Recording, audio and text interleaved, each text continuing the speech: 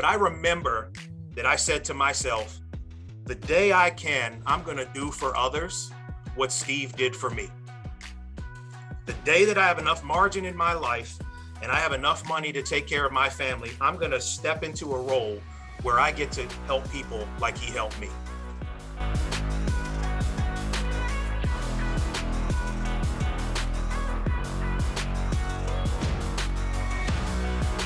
Hello, everybody. David Donaldson here. I am here with Drew Swersky, team leader down in our Kingstown Market Center.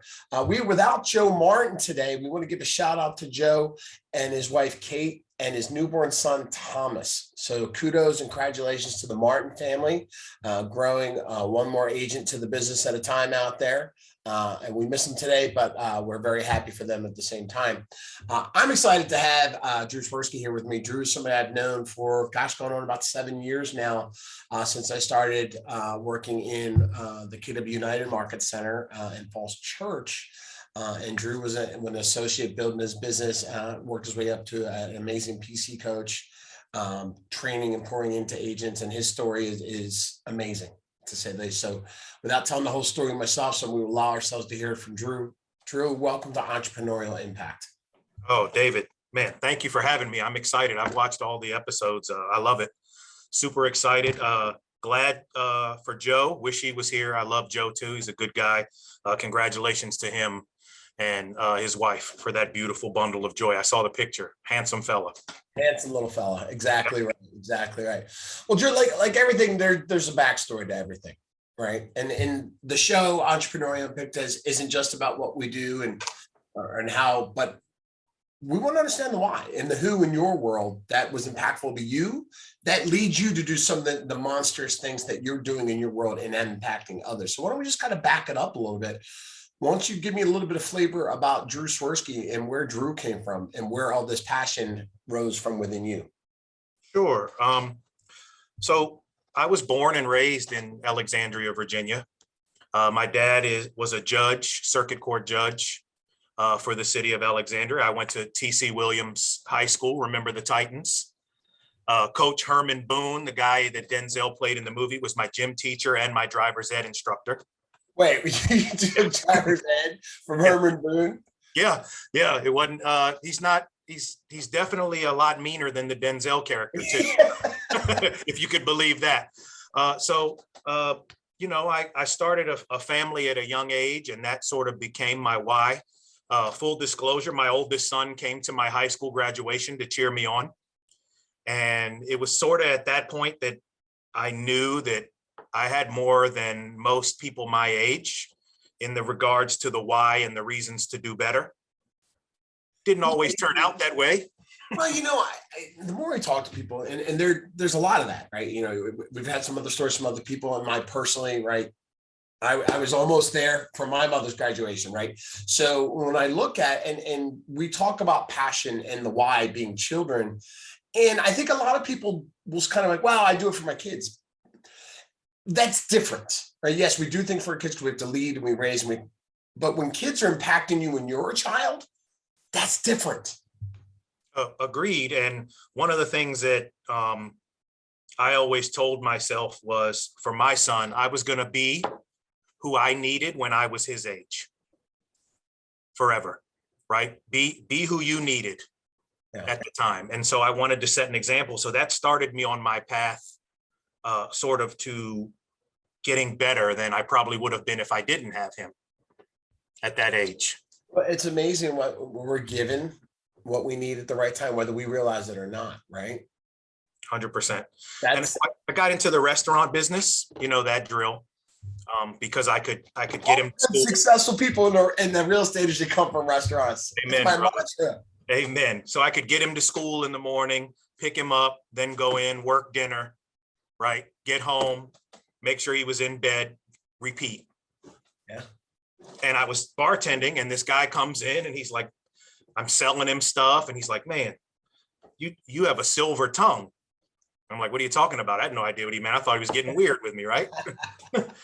And he says, hey, I want you to come up to my office. Here's my card. And so I take his card and I go to his office, and he interviews me for a job at Pitney Bowes in the mailing division as a salesperson. I didn't even own a suit. Yeah, and he hired me on the spot.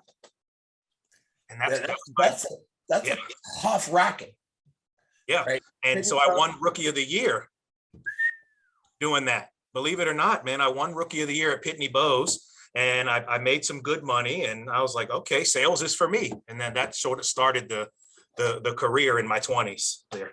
Right. So there's a transition that takes place, but fundamentally, you've got experience working with people. You've got your why, which is your family and your child.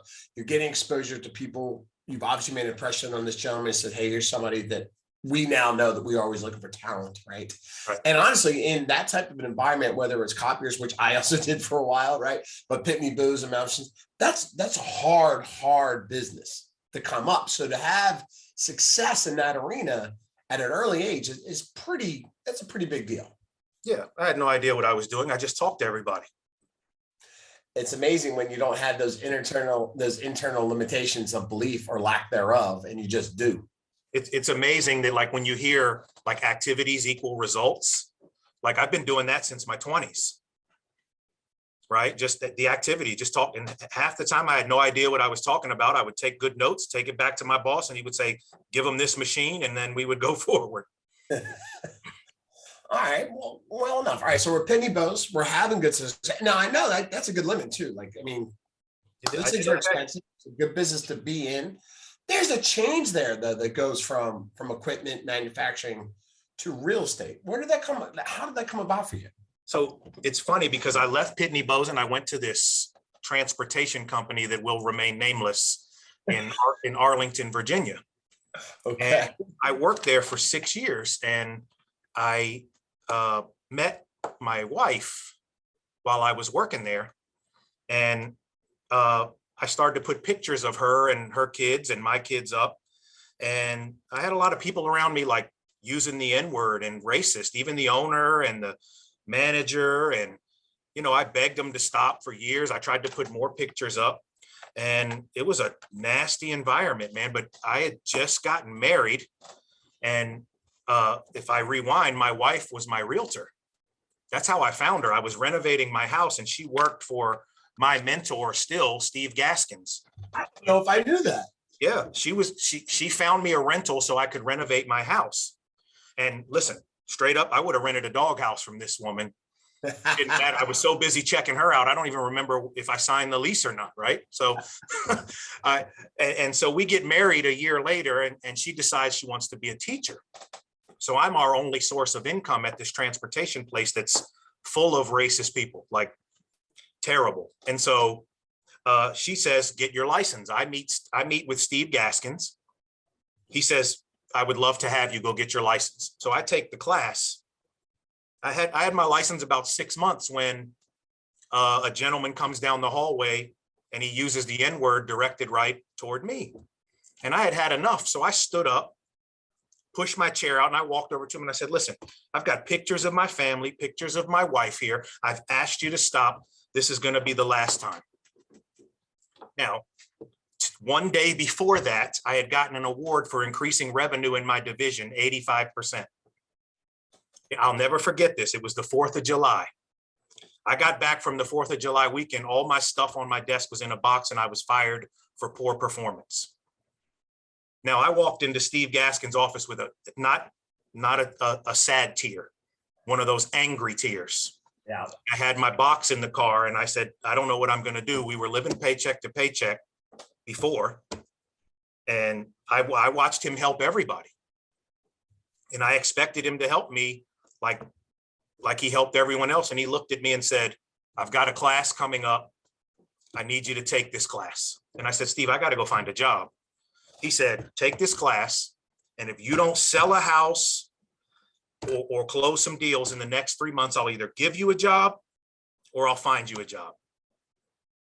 And I said, I watched this man write checks to people and pay for it. And I said, I don't have the money to take this class, hoping he would give me the money. And he said, go find him. And I'm like, dude, I watch you take care of everybody. And he's like, go find it. So I go find the money. 4 weeks later, I had 4 houses under contract for almost $3 million in business in 1 month. And back then that was good, right? And so I'm sitting, yeah. So I'm sitting at that 4th settlement, and I couldn't tell you what my commission was or what it said on the HUD-1 back then. But I remember that I said to myself, the day I can, I'm going to do for others what Steve did for me. The day that I have enough margin in my life and I have enough money to take care of my family, I'm going to step into a role where I get to help people like he helped me. And that's what led us here today. So this was, so what year was this? This was 2010. Okay. When I first started that, and he got me on the road to that. Then we moved to, from our other black and yellow brokerage, we moved to our red and white brokerage, right? Which is KW, Falls Church. I was given the opportunity to become a mentor to agents, thrived in that department. The Kingstown position for a PC opened up. I came over here and took the PC role, built that program from 3 agents to 60. Well, let's pause there for a second, because that's kind of where I got to know you a little bit, right? I came in, I started getting involved. Again, Steve, right? There's a lot of commonalities. And I think if we polled the 4,000 licensed realtors in 4,000, the 14,000 licensed realtors in Northern Virginia, I think Steve would probably have an impact on an incredibly large percentage of those people. Huge. Right. So you and I had that in common with a lot of other people. But when I first got exposed to Drew Swersky, right, there's this fun guy, serious, intense guy, but working inside of a program, a PC program, right, but pouring into others. And that's kind of something that stood out to me. Talk a little bit about that, your first experience of actually being the mentor and pouring into others. So one of the things that I decided to do that was I wasn't going to let people make the mistakes I made. Right? Not selling a home that first year as a dual career agent, doing 13 rentals, no sales. It punished my confidence. It punished my ability to really think that I was a good real estate agent. So I wasn't going to let anybody make those mistakes or make excuses. And so I think like the people say, oh, Drew's mean or he's really, really rough. I just don't want people to make those mistakes. Right? You put a lot of time and effort into getting your license. You spent some money on you joining the association. You may need a swift kick in the pants every once in a while, right? And so I was the one to give them out. I gave out kicks in the pants whenever somebody needed it. Still do, right? And I hope someone would kick me in the pants when I need it. I'll kick you whenever you need it. That's all good. I know. Treat people how you want to be treated. But so from there, so you go from mentoring, and then I know you start working with Eric Quadros, right, as a PC coach, which is a different level of mentoring, right, and a higher level of involvement and passion, which really I saw you guys really kind of pour into people and grow. Probably like if I had like top 5 highlights in my life, when Eric and I were in that program, that's probably one of the top 5 highlights of my life. I mean, we were like Maverick and Goose, right? I'm Maverick. We were like Maverick and Goose, man. And you watch the progression of the people that join and they're new. And the next thing you see them in the $1 Million Club. The next thing you see them in the $1 Million Club again the following month. Then the next thing they're building teams. Then they've got a 5-person team, a 3-person team. They become the top agents in the office, man. And you can just sit back and just love every second of that. And seeing that like just a little tweak or just a little bit of pouring a little bit into somebody, and now their entire life has changed. Just like Steve changed my life back then when I came to him with those angry tears in my eyes, not sad tears, angry tears. I mean, and you lived through a horrific experience, right? But you didn't let it take you down, right? And honestly, showing up with your things in a box may have been one of the best things that ever happened to you. So let me just clarify what you said. I didn't live through those horrific experiences. Those horrific experiences lived through me. Okay. I tackled them head on. Everything I've been through has to go through me. Those challenges don't face me. I don't face those challenges. They face me is the way I look at it all the time. The heart surgeries, the eye surgeries, my son having Marfan syndrome. I run toward those things. You're right. And you always have. And we've had those conversations and, we do. Right. And we'll touch on that. Right. Because that's, again, continues to, I don't want to say define you are, but it's a motivating factor that you won't be held down or held back. right? And Yeah. your family is still at the forefront of who you are, right? Your family's expanding, right? You have more kids, right? You got a family, but now you've got additional family through work, right? Because you're so emotionally invested in those people too. Absolutely. Absolutely. And I feel like, the challenges with my son, for those that, don't know, he has what's called Marfan syndrome. And it's a connective tissue disorder that he was born with. And when he was 5, we had his lenses removed, and it affects the heart, the joint, the connective tissue, the joints. And so his eyes would dislocate. The lenses would dislocate and float around. So sometimes he could see, sometimes he couldn't, cause massive headaches. So we took that out.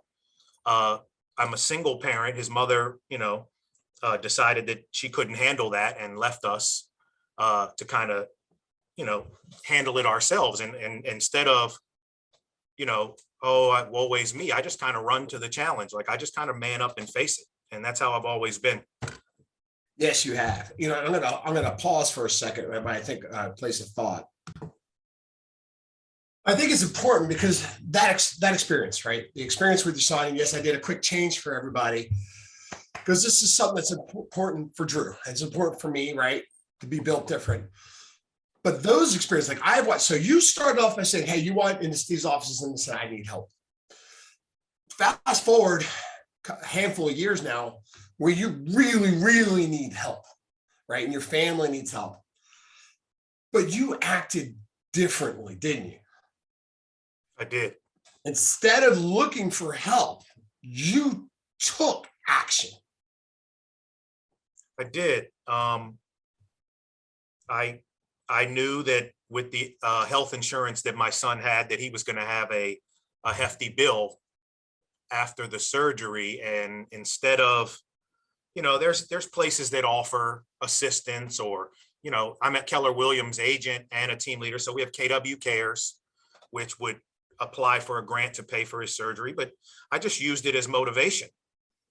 And I doubled my lead gen efforts, tripled my lead generation efforts, and I paid off his surgery cash to Fairfax Cardiology Center, right? Three weeks after, before they sent the bill, I went up there and got the bill and paid it, because I didn't want him to take that debt into his, after he became a man, into his, 18 plus years. I remember that happening. And I remember having conversations around the options, right? And you were just so unwavering about the whole thing. You're like, nope, this is happening. I'm making it work. I'm going to knock this out of the park, and I'm going to pay this thing off. And I was astounded. I was astounded by the mindset. I was astounded by the action. I was astounded by the determination. And what that set an example, not just for your family and your children, but for those that are around you, is not lost. No. Nope. And I know the number, Dave, and I will take it to my grave at $67,485.85. And I will take that with me as an accomplishment. And my son is healthy now. He's a normal teenager. I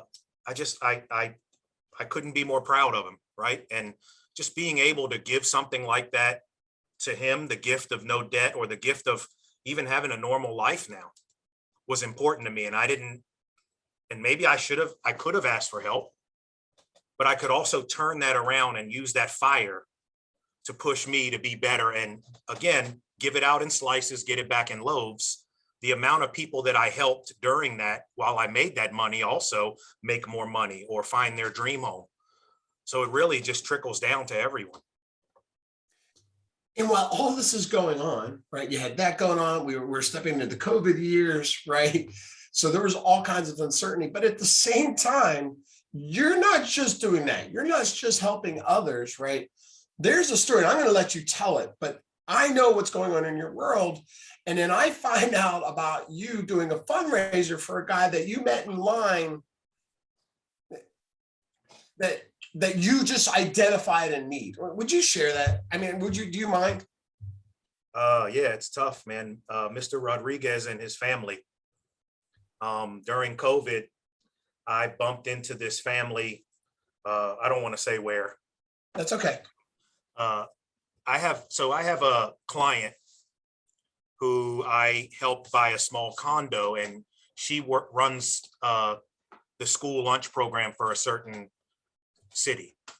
And she calls me, she knows I help people, and she calls me and she says, I think there's a family living in a van. They come get the lunch. During COVID, the school system still provided lunch to people.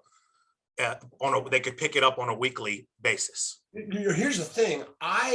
Again, living in Northern Virginia too, had no idea. I felt completely ignorant to the fact of how many people were reliant on school food programs during the day. I found that out too.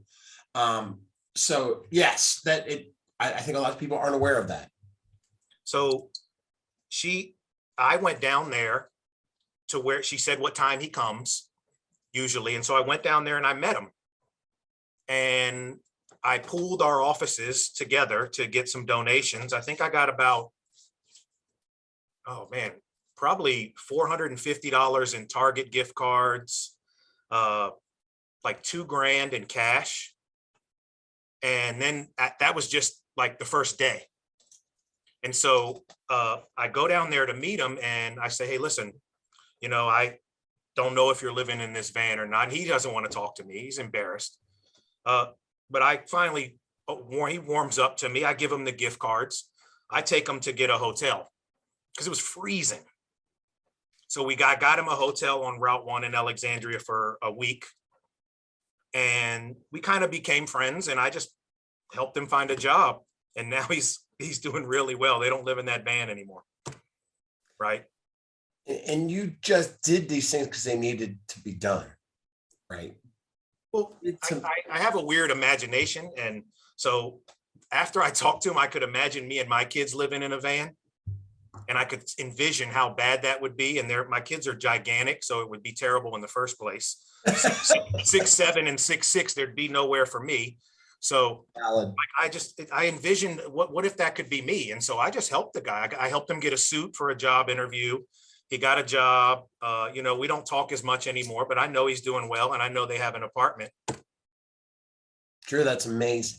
I don't know. No, please just accept that it is, because I don't know what the numbers would be, but not enough people would do that. I don't know if I would have done that, right? I think I'm like something. I don't know if I had taken it that far. So it is amazing, and that kind of impact. And that's why we wanted to talk to you, right? That's the impact we're talking about. We're not talking about sales recognition. We're not right. You've had those things, and I'm gonna. You've got some awards on the shelf there, and there's one more in particular that I want to highlight, right? You're the culture ambassador, right? Yeah. And for those of you that aren't with Keller Williams that are listening to the show, that's a big deal, right? So you were nominated as cultural ambassador for the region, right? And this was actually pre-existed that. Oh yeah, this was experience, right? And you got to be recognized and on stage for things we can't even get into today, like of all the things that you've done in your life to set an example. Share with everybody what that experience of what that meant to you, because that is a worthy, braggadocious, recognizable event. And I was there and got to see you on stage with Mo Anderson, and that was very, very cool. So another top 5 event in the life of Drew. But what made that more important to me was that I never posted or told many people what I was doing behind the scenes, but the people in my life and in my office knew and recognized it enough to be nominated, right? Like you're not going to see a selfie of me at the backpack drive or a selfie of me feeding the homeless guy that's on the corner by our office. I'm not going to do that. And for my office and ALC to nominate me because they recognize that I was doing those things and I didn't tell anyone, that meant more to me than most of it, right? The people notice. And maybe if someone saw me doing it, maybe they'd do the same thing, right? And 1% better each day, right? And if somebody saw me helping someone, maybe they'd say, man, Drew's out there with the guy that lives at the bus stop giving him the leftover pancakes from the team rally, right?